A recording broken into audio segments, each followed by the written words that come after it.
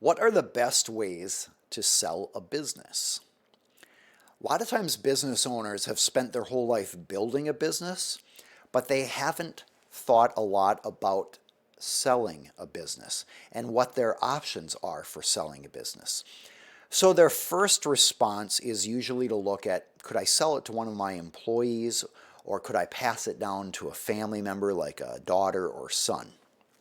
If that's not an option, because, for example, maybe the employee doesn't have the money to buy out the business owner. It's usually a problem. Maybe the son or daughter doesn't have the skill set to run the business. That's often a problem. The business owner then looks to find outside sellers. And usually what they do is they look for a business broker. A business broker, for example, might be Sunbelt or Calhoun Companies or one of these other business brokers. There are nationwide companies that sell businesses, and there are local companies that sell businesses. Sometimes companies or brokers will focus on a particular niche, like dental practices. They will work with dentists who own practices to find another dentist to buy that practice. And the nature of the dental practice is unique enough that there's value in having a broker who understands that sort of business. Of course, the buyer has to be a dentist, so the brokers can help find buyers. So that's one option. But often business owners don't know, what are the other options? Well, one of the best options is to find a strategic buyer. A strategic buyer is somebody who will benefit not just from the profits of the business if it continues to be run as it is, but also from some sort of synergy with that buyer's existing business model. For example, let's say you have a technology company that creates a really nice feature which it has patented as part of an e-commerce store.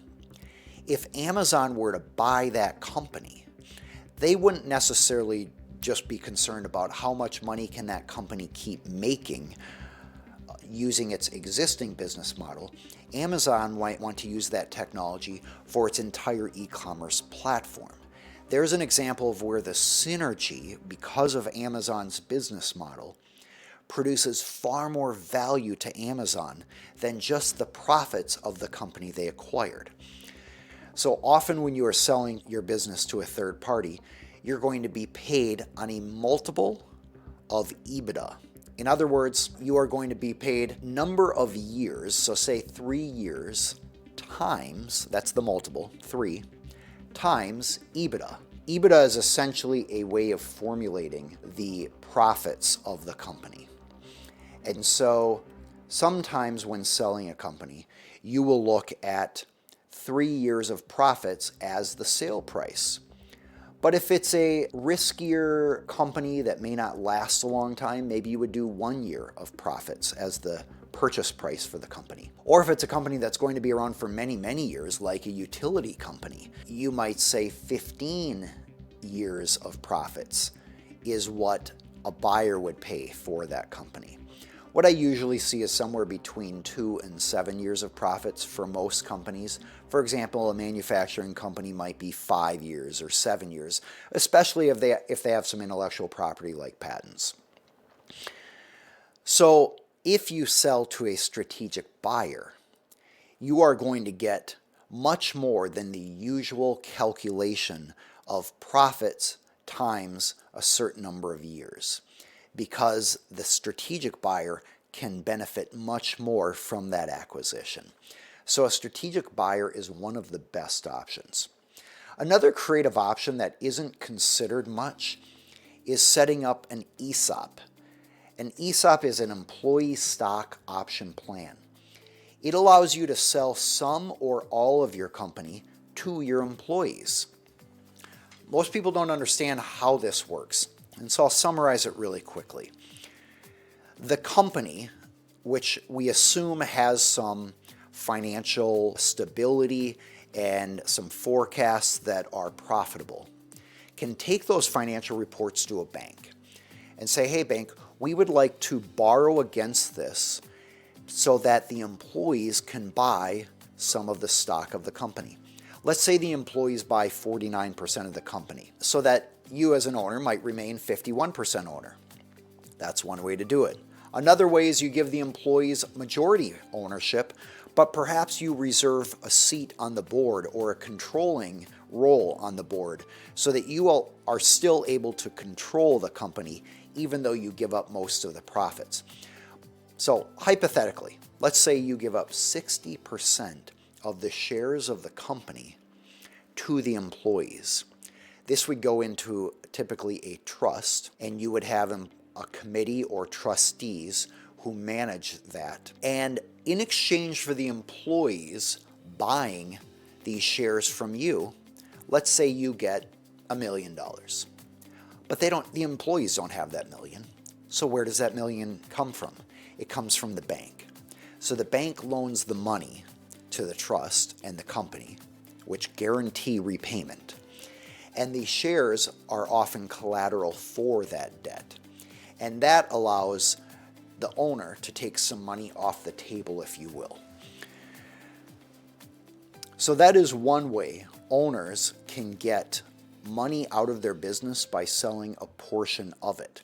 Now, there are a lot of pitfalls with an ESOP. Also, it requires significant professional expenses. In my experience, you'll pay between $50,000 and $150,000 to set up an ESOP, and then you'll often pay close to $50,000 a year to maintain it. So it's not for every company, but for larger companies where the idea is to pass along ownership to the employees, that can be valuable. Another option is to sell the business to an employee in the company who might acquire the shares over time. And it might be seller financed, meaning you as an owner are helping loan the money to the employee to buy it back from you. The interesting aspect of this is that by seller financing, you can get stronger employee buy-in, at least is how the theory goes, by having the employees be the owners. But there are some common problems with seller financing. First, who has ultimate control over the company? If the seller, the longtime owner, maintains control, the buyer, the employee, may feel like, you know what, it doesn't feel like I really own this business if I can't control it. And I'm committing years of my life to this, and it's frustrating that I don't control it. I don't have any say. So usually the buyers want to control the business. But then what happens if the buyers make changes that the longtime owner is not comfortable with? Normally that owner feels like, you're destroying my company, and I'm not going to get paid if you destroy my company by making these dumb decisions. Typical decisions that are controversial, from my experience, are the employee wanting to implement new software that the employee feels will make the whole system better, more efficient, produce better results, better information. The seller usually is not as tech savvy because they're older, and they say, it's working well as it is. Why create all the complexity and distraction of new software when we can just keep running it as it is? Also, the seller, the owner, might say, this software will cause me to lose touch with what's actually happening in the company. And I like running things the way it is. I don't want to learn a bunch of new software to figure out how things go. So that's just a glimpse of some of the problems with seller financing from an owner, either to an employee in the company or to an outside buyer. So when looking at selling your company, there are a couple other options. You could look at selling to a venture capital firm who will buy the company from you. And then there's some hybrids of the scenarios we've talked about today. What's the takeaway here?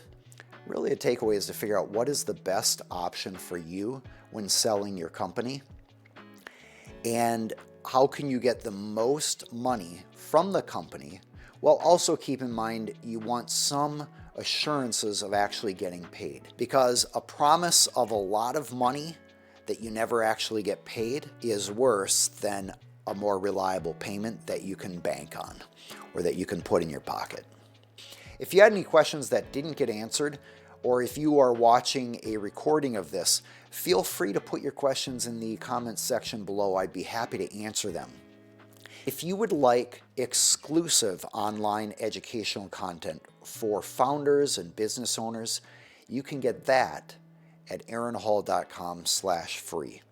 It includes a checklist of common problems faced by new businesses. It includes videos going in depth into some of those problems so that you are empowered to set up your company for success.